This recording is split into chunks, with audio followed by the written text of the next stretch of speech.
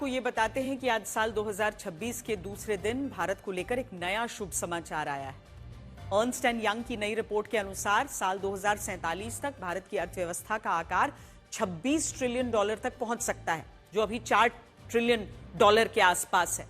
भारतीय रुपयों में देखें तो अभी देश की अर्थव्यवस्था 376 लाख करोड़ रुपए की है, जो साल 2047 तक 2343 लाख करोड़ रुपए की हो सकती है और इसमें लगभग 6 गुना की ऐतिहासिक वृद्धि हो सकती है।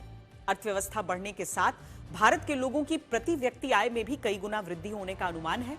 अभी भारत में प्रति व्यक्ति सालाना आय 2,58,000 रुपए है, जो 2047 तक 13,52,000 रुपए हो सकती है।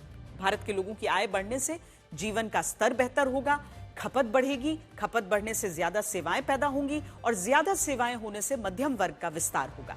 इसी रिपोर्ट में यह भी अनुमान है कि 2030 तक अमेरिका और चीन के बाद भारत दुनिया की तीसरी सबसे बड़ी अर्थव्यवस्था बन जाएगी और जापान और जर्मनी की अर्थव्यवस्था हमसे पीछे हो जाएगी। भारत की इस आर्थिक तरक्की के पीछे कुल 10 बड़े कारण होंगे, जिनमें पहला बड़ा कारण होगा आर्थिक उदारीकरण यानी लिबरलाइजेशन, बाजार का विस्तार, निजी निवेश में बढ़ोतरी, वैश्विक प्रतिस्पर्धा में मजबूत स्थिति और ज्यादा से ज्यादा विदेशी कंपनियों के भारत आने से हमारी अर्थव्यवस्था विशाल हो जाएगी।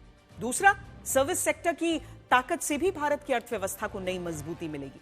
भारत दुनिया के ज्यादा से ज्यादा देशों को सेवाओं को निर्यात करेगा और सर्विस एक्सपोर्ट में हम बॉस बन जाएंगे। तीसरा, भारत का आईटी सेक्टर नए कीर्तिमान रचेगा और मल्टीनेशनल कंपनियां भारत को अपने लिए पसंदीदा डेस्टिनेशन मानेंगी। चौथा, आने वाले वर्षों में भारत हाई वैल्यू कामों में भी आगे बढ़ेगा, जैसे कंसल्टिंग, डिजिटल इंजीनियरिंग, एआई और एनालिटिक्स।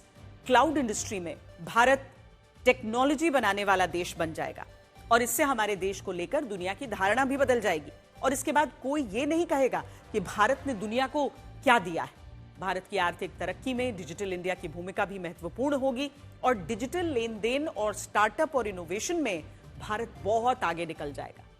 और पांचवा और आखिरी पॉइंट यह है कि भारत को उसकी युवा आबादी का भी फायदा होगा और हम क्रय शक्ति यानी परचेजिंग पावर के मामले में अमेरिका से भी आगे निकल जाएंगे। हालांकि इस रिपोर्ट के बीच हमारे सामने एक डिस्क्लेमर भी है और इस डिस्क्लेमर यानी खंडन में यह लिखा है कि जब तक भारत में आम लोगों की जान की कीमत को नहीं समझा जाएगा, तब तक ऐसी आर्थिक तरक्की का कोई फायदा नहीं।